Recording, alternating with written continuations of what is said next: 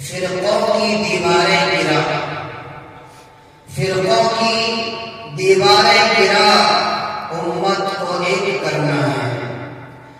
نسل نو کے ہاتھوں میں، نسل نو کے ہاتھوں میں علم و ہنر بھرنا ہے۔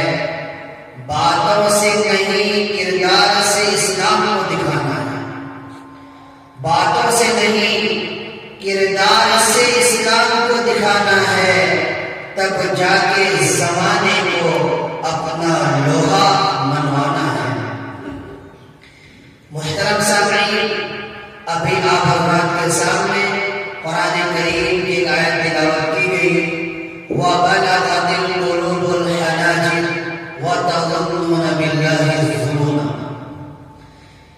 کہ ایک وقت اسلام پر اور نبی صلی اللہ علیہ وسلم پر ایسا وقت آیا کہ تمام باطل طاقتوں نے اپنی طاقت کو یکجا کر لیا اور تمام طاقتوں نے مل کر اسلام کو قلع کرنا چاہا، اسلام کو نیست و نابود کرنا چاہا۔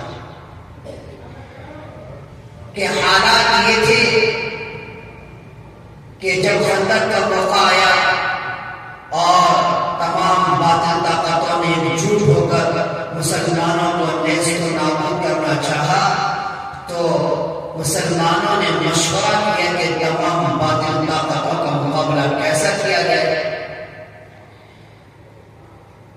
حضرت سلمان فارسی رضی اللہ تعالیٰ عنہ نے کہا کہ جب ہمارے علاقے فارس میں ایسا کوئی معاملہ پیش آتا تو ہم جو ہے خندق کھود لیا کرتے تھے، گڑھا کھود لیا کرتے تھے۔ تو اس سے یہ ہوتا تھا کہ باطل طاقت ایک بیک حملہ نہیں کرتی تھی، بکھر کر حملہ کرتی تھی، تو اس کی وجہ سے تعداد میں کمی ہوتی تھی، مقابلہ کرنا آسان ہوتا تھا۔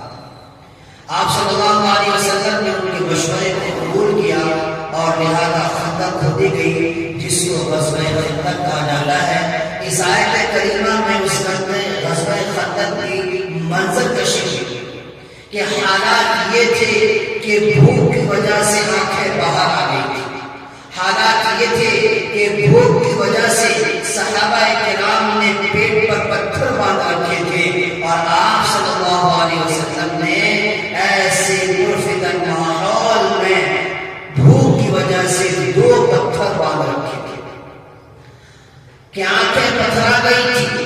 بھوک کی وجہ سے صحابہ کرام یہ سمجھ رہے تھے کہ ہماری حالت کمزور ہے، ہم نیست و نابود ہو جائیں گے۔ ایسے پرفتن ماحول میں کہ جب نبی صلی اللہ علیہ وسلم بھوک کے عالم میں ہے، 2 پتھر باندھے ہوئے ہیں، اور آپ صلی اللہ علیہ وسلم کہہ رہے ہیں اے صحابہ گھبراؤ مت، اے صحابہ گھبراؤ مت، کہ ایران پر اسلامی علم لہرے گا، کیسے مصر پر اسلامی علم لہرے گا۔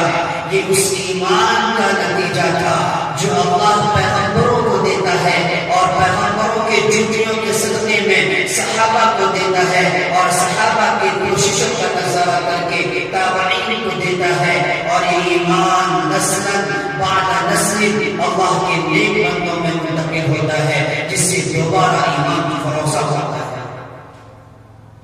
اے مسلمانوں، حالات کتنے بھی بگڑے ہوئے ہو، حالات کتنے بھی بگڑے ہوئے ہو، توپوں کے دہانے پر ہو، بندوقوں کے سائے میں ہو، ظالم حکمرانوں کے ظلم کے تشدد میں ہو، تب بھی ایک سیکنڈ کے لیے نہ سمجھنا کہ اللہ کے علاوہ کسی میں طاقت ہے۔ جو کچھ بھی ہے اللہ کے ہاتھ میں ہے، اللہ جب چاہے گا، جیسا چاہے گا، اللہ ظالموں کو ہلاک اور برباد کرے گا۔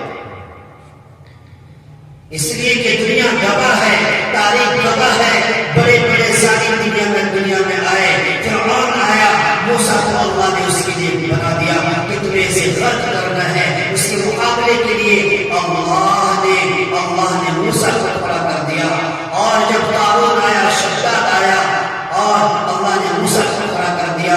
ویسے ہی جب ظلم و تشدد عرب کی سرزمین میں بڑھا، بچیوں کو زندہ درگور کیا جانے لگا، اور کمزوروں پر ظلم و تشدد ڈھایا جانے لگا، اور قیصر کسریٰ کے امارات میں حکمرانی میں کمزوروں پر ظلم و تشدد ہوا۔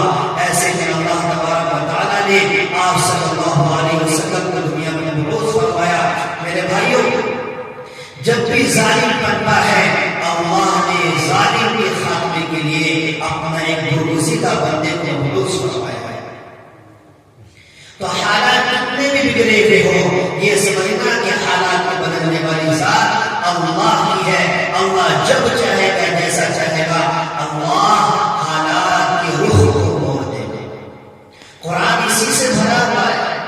افسوس کہ مسلمان قرآن پڑھتے لیکن سمجھتے نہیں، قرآن سنتے لیکن سمجھتے نہیں، قرآن کو تراویح میں سنتے لیکن سمجھتے نہیں۔ قرآن اسی سے بھرا ہوا ہے۔ قرآن ایک معجزہ ہے، قرآن ایک معجزہ ہے۔ جیسے معجزہ دیا گیا تھا حضرت موسیٰ علیہ السلام کو عصا کی شکل میں اور ید بیضا کی شکل میں، اور حضرت سلیمان علیہ السلام کو انگوٹھی کی شکل میں، اور حضرت عیسیٰ علیہ السلام کو معجزہ دیا گیا تھا بِإِذْنِ اللہ کی شکل میں اور دم عیسیٰ کی شکل میں،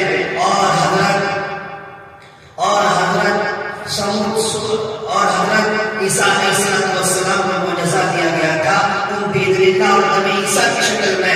ویسے ہی بلکہ اس سے بھی زیادہ طاقتور، اس سے بھی زیادہ ہماگیر، اس سے بھی زیادہ تابندہ اور پائندہ، اس سے بھی زیادہ طاقتور مؤثر معجزہ اللہ نے ہمارے نبی صلی اللہ علیہ وسلم کو قرآن پاک کی شکل میں عنایت فرمائی۔